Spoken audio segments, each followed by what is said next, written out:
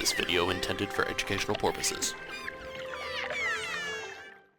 Hey guys, it's Adam aka Swimming Bird, and welcome to a new Minecraft 1.9.3 snapshot. This is 16W14A, but that can wait. We've got our first image of the new mob coming in Minecraft version 1.10, so let's start with that.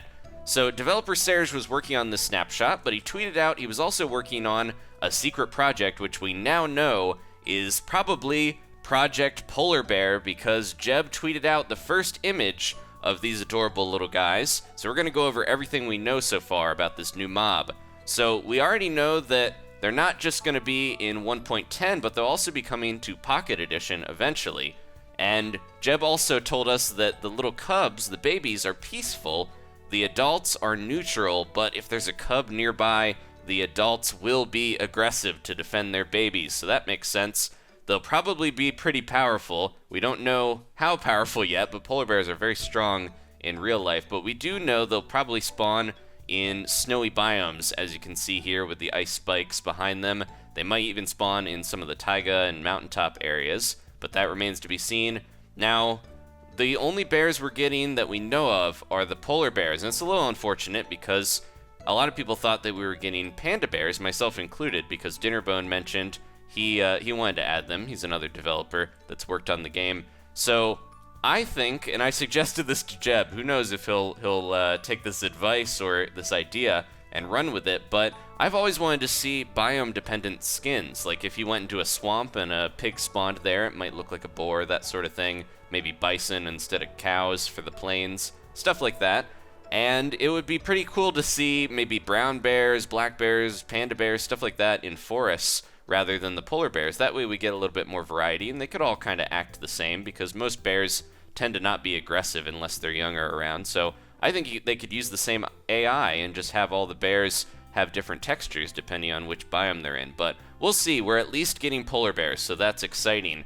Now, another thing that you can see in Jeb's tweet is that we're going to get our first 1.10 snapshot in about 3 weeks or so. So not too long, actually. They've been working on it, and I'm not too surprised, but we're getting a snapshot a lot sooner than most people were probably expecting. If 1.9 was anything to go off of, it took them a while to put those snapshots out. But 1.10 seems like it's going to be out a lot sooner and maybe not be as huge of an update. So a few other things we also know about 1.10. Jeb has been working on adding Taiga villages. He's not too happy with how they look because with the trees and everything, they can spawn in very weirdly, but I think they're pretty cool. You can see there's some spruce wood in there to make them look like they blend in with the taigas. Also, there's been talks again about the cherry blossom trees. Now, this is something that came up long ago, and a few of the Minecraft developers talked about how they had worked on it in the past, but maybe they're going to get back to it because someone was asking about those cherry blossoms. Who knows if it's going to get its own biome. Here's a picture from the Biomes Aplenty mod, which is pretty cool, that has its own cherry blossom little biome, but who knows, they could just be integrated with the normal biomes and stuff and have them spawn into like forests or maybe even flower forests or something to give you some more unique stuff to go find in those biomes. And last here for 1.10 news, Jeb also tweeted out this picture with weird netherrack lava flows. He said, "Don't step on it," which implies that if you walk on this stuff, it's gonna burn you and you'll take some damage. And with netherrack having all those cracks in them, it makes sense that the lava would flow through. I get the impression, though, from the last bit of news we got about the endermen spawning in the nether, that the developers are really looking to spice up the nether in 1.10.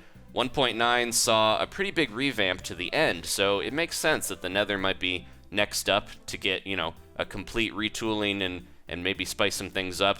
Who knows, maybe the Wither is going to be reworked since we got the Ender Dragon reworking in 1.9.